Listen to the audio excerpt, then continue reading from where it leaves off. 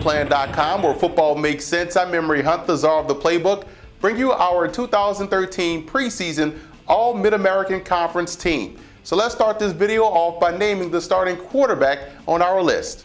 One of the best dual threats in the country, Jordan Lynch out of Northern Illinois, makes our list as the starting quarterback. You talk about a guy that led the MAC in passing as well as in rushing with over 5,000 yards of total offense and 44 touchdowns.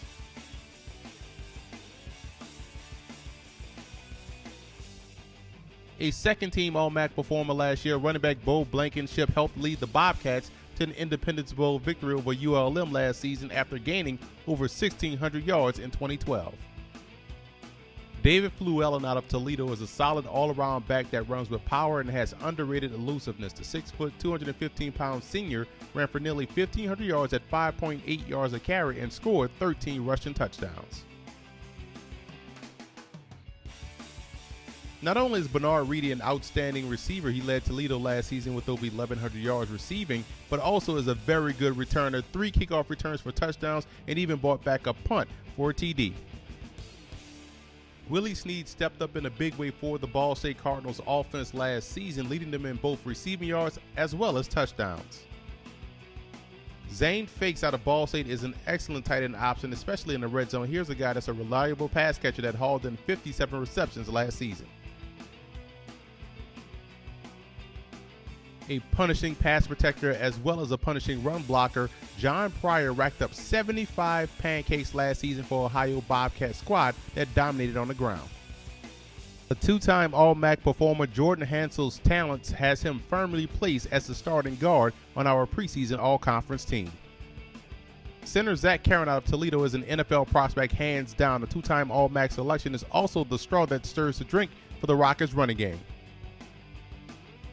Greg Mance out of Toledo was a freshman All-American back in 2011 and a second-team All-MAC performer last year. He's trending upwards and could push for All-American honors this season.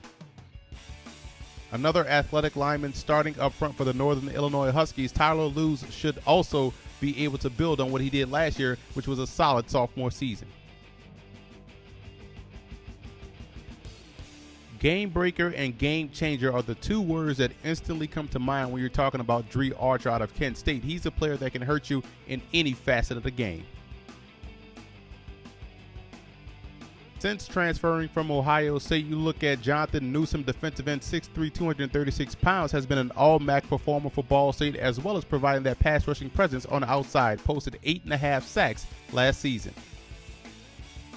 Roosevelt Nix is a 3-time first-team All-MAC performer. Last year, he finished with 6 sacks and 9 TFLs. He plays as an undersized defensive tackle, but is definitely one of the more tougher defensive linemen to block in college football. Nathan Ollie at 6'1", 295 pounds is a quick defensive tackle that does exactly what Jonathan Newsom does, except Ollie's pressure and damage is done on the interior.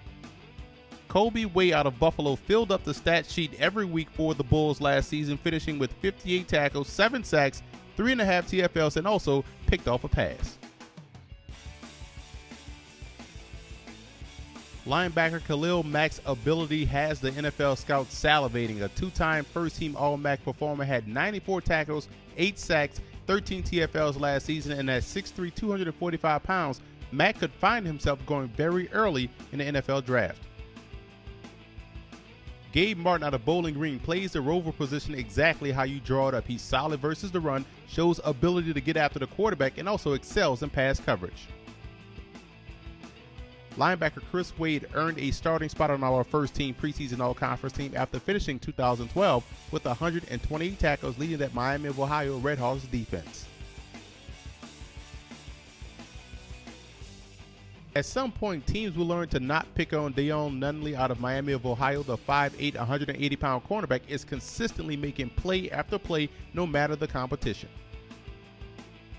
Despite some of the defensive losses, the Rockets still have a stud at cornerback in Chatham Norrells. Here's a guy that's probably one of the better tackling cornerbacks in the country.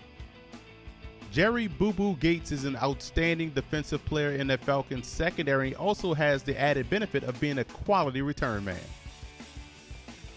Jimmy Ward is another MAC player that has a bright NFL future. He's the leading tackler on that Huskies defense and also is one of the rare strong safeties that can actually get out there and cover very well.